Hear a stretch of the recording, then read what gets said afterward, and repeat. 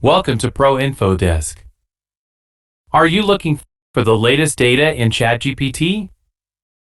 Get the latest data in Chat GPT with Web Chat GPT Chrome extension. Now you can get it with the Web Chat GPT Chrome extension. Chat GPT's data is limited to September 2021, but with this secret hack you can turn your simple Chat GPT into Chat GPT 4 for free. Let's find out how. To use Chat GPT 4 for free, you need to get the Web Chat GPT Chrome extension. To do this, go to the Chrome store and search for Web Chat GPT. Add the extension to Chrome and enable it. Then open Chat GPT and log into your account. You'll see the extension is working.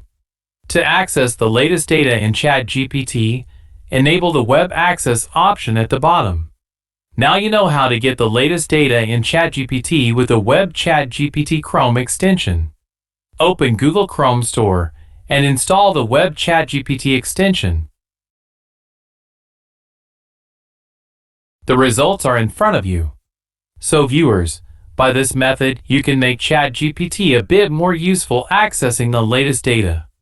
So like the video and also don't forget to subscribe to Pro Info Desk.